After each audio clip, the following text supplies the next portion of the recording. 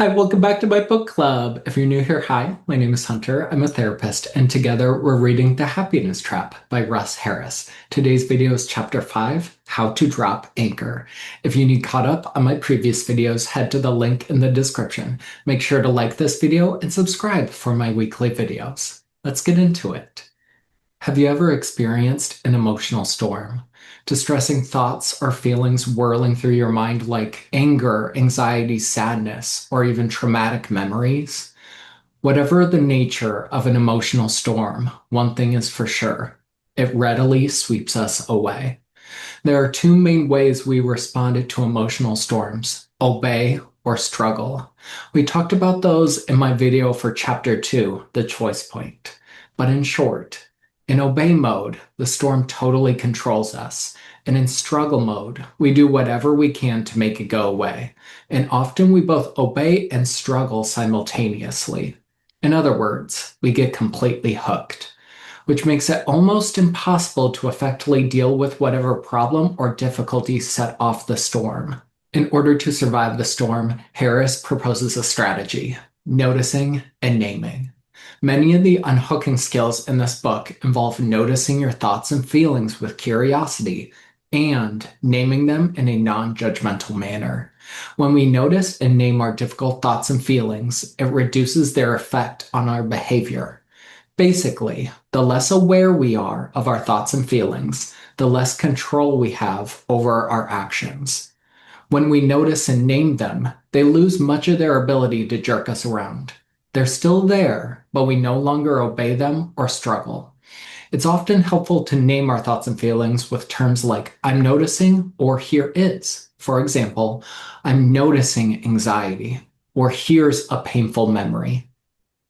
When we first start doing this, it often feels odd or uncomfortable, but it usually helps us to unhook, at least a little. In everyday language, if I say "I'm angry," it seems as if I am that feeling. But when I say "I'm noticing anger," it helps me to step back a little, see it as an emotion passing through me. Similarly, if I say "I'm a loser," it seems as if I am that thought. But when I say "I'm noticing the thought that I'm a loser," it gives me a little distance so I can recognize it as a passing thought. A simple formula. Ready to try dropping anchor? Please remember, it's not a way to avoid or get rid of those stormy thoughts and feelings, just as a real anchor does not control the weather. It's a way to hold yourself steady so the storm doesn't carry you off. There are hundreds of ways to drop anchor, but they all follow a simple three-step formula. You can remember it with the acronym ACE. Acknowledge your thoughts and feelings, connect with your body, engage in what you're doing. Let's run through this exercise now, and I'll explain the steps as you do them. Before starting, take a few moments to reflect on something that's difficult in your life today and see if you can tap into difficult thoughts and feelings so you've got some material to work with. If you're unable to do that, it's not a huge problem. You can practice this exercise no matter how you're feeling.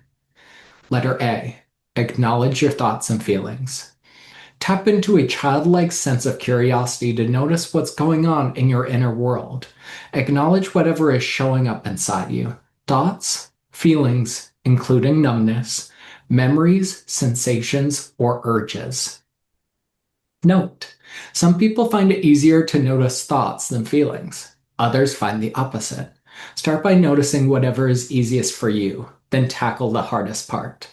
Take about 10 to 20 seconds to notice what thoughts are popping up in your head, and then about 10 to 30 seconds to scan your body from head to toe and notice what sensations are present. For example, here's a feeling of anger. I'm noticing thoughts about being worthless. The aim here is to acknowledge your thoughts and feelings without obeying them and without struggling against them.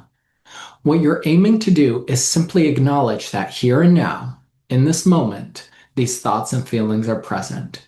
Notice and name them, and that's all. Letter C, connect with your body. Now keep acknowledging your thoughts and feelings and simultaneously connect with your physical body. Find your own way of doing this. Below are some suggestions to play around with. I highlighted the ones that you can do without other people noticing. Slowly and gently push your feet into the floor. Straighten up your back. Press your hands together. Stretch out your arms, stretch your neck, or roll your shoulders.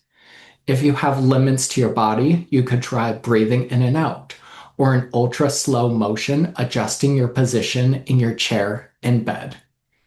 If you're in a high stress situation and you really don't want to let people know that you're doing this, Harris suggests simply straightening up your spine and pushing your feet into the floor. Remember, you're not trying to get rid of these difficult thoughts and feelings. The aim is to keep acknowledging your thoughts and feelings and at the same time tune into and actively move your body. The reason for this is to give you more control over your physical actions so you can act more effectively while the emotional storm continues to rage. Letter E. Engage in what you're doing. Continue to A. Acknowledge your thoughts and feelings, and C. Connect with your body. And as you're doing so, get a sense of where you are and what's going on, and then focus your attention on the activity you're doing. Here are some suggestions to play around with. I noted this as the 5, 4, 3, 2, 1 activity. Basically 5 things you can see, 4 you can touch, 3 you can hear, 2 you can smell, and 1 you can taste. And then Harris says at the bottom, notice what you are doing. Here are the 8 steps again. Acknowledge your thoughts and feelings, connect with your body, and engage in what you're doing. Hopefully you did this as I was explaining it, because Harris asks, what happened for you? Hopefully you experienced at least some of the following. Although your thoughts and feelings probably didn't change much, you were able to separate a little from them, to step back and notice them. Maybe you were more present, awake, or alert. Or maybe you had a sense of disentangling yourself from your thoughts. If none of that happened, or if you had problems, please see the troubleshooting section at the end of this chapter. The next section, it's not working. This is a continuation of Carl's story from our last chapter. This isn't working, said Carl when I took him through the exercise above. What do you mean by it's not working? Harris asked. I don't feel any better, he said. It's not making these feelings go away. Yes, Harris said. That's not the aim of it. Comments like Carl's are incredibly common when people are new to this approach. For many people, this new way of responding to thoughts and feelings still takes a while to sink in. Like Carl, most people initially misunderstand the point of dropping anchor and try and use it as yet another struggle strategy. This isn't some clever way to control your feelings. The aims of it are to gain more control over our physical actions, to reduce the influence of our thoughts and feelings, to interrupt worrying, rumination, and obsessing, to interrupt our away moves, to help focus and refocus our attention on the task or activity we are doing, especially if we're disengaged on autopilot or getting pulled out of it by our thoughts and feelings. Remember, distraction is not the aim. Distraction techniques are struggle strategies, where the main aim is to take your attention away from unwanted thoughts and feelings. When dropping anchor, we do the very opposite. We actively notice the thoughts and feelings that are present. If we attempt to distract ourselves, this is simply another form of struggling with them. Distraction isn't wrong or bad, and we know they often don't work or they give short-term relief at best. So our aim here is to do something totally different, to step out of that struggle with thoughts and feelings and allow them to be as they are. If you're hurting badly, crushing sadness, extreme anxiety, your pain is unlikely to go as you drop anchor. However, it will often rapidly lose some of its impact. Its power will drain away so you can't so easily push you around. And if you keep the practice going for several minutes, you'll often experience a sense of calmness, even as the storm continues to rage inside of you. But always remember, it's a bonus, not the main aim. If you take any technique we cover in this book and try to use it to avoid, escape, or distract yourself from painful thoughts and feelings, you'll soon be disappointed or frustrated. Mixing it up. Harris encourages you to create your own ways to drop anchor. You don't have to stick with the sequence above for ACE. Some people find it works better to first connect with their body. You can also experiment with different methods of naming, like using just one or two words, maybe anxiety, worrying, or sadness. Harris asks, what's next? You may be wondering, after I drop anchor, what do I do next? Remember the concept of the choice point in chapter 2? Toward moves are things you do that are in line with the sort of person you want to be, and away moves are the opposite. If you are doing a task or activity that's a toward move, then keep doing it. And as you do it, you give it your full attention. First, if we want to do something well, what we need most is the ability to keep our attention on the task. Whether driving a car, cooking dinner, studying, working out, if we're disengaged, unfocused, distracted, or on autopilot, we will not do these things well. The second good reason to give our full attention is so that we can get the most out of it. Basically, the less attention we give to what we're doing, the less satisfaction or pleasure we'll get from doing it. So if, after dropping anchor, you're currently doing a toward move, give your full attention to the activity. But if you're doing an away move, then stop that activity and switch to a new one that's a toward move. Of course, that's a lot easier to say than do. When and where? The more we can practice dropping anchor, the better. Ideally, we want to get in as much practice as possible during milder emotional weather to ensure we're well prepared to handle the storms. So run through the steps of ACE repeatedly throughout the day whenever you're mildly to moderately stressed, anxious, or sad. Then as your skills improve, test them out in harsher weather conditions. Also practice this anytime you're unfocused, distracted, or on autopilot. Similarly, use it when you're feeling sluggish or drained to help you wake up, energize, and regain control of your actions. The great thing about these exercises is that they are so incredibly easy to fit into your daily routine. A 30-second version while you're stopped at a red light, a 2-minute version while waiting in a slow-moving line, or a 3-minute version during your lunch break. The more you do this, the better. Even just 1 minute is better than nothing. It's particularly useful to drop anchor when any type of emotional storm blows up, when you want to interrupt any type of self-defeating behavior, or anytime your body is starting to lock up or freeze up.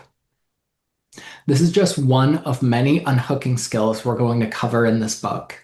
If you practice this regularly and often, even just for a few minutes a day, it will, over time, pay big dividends.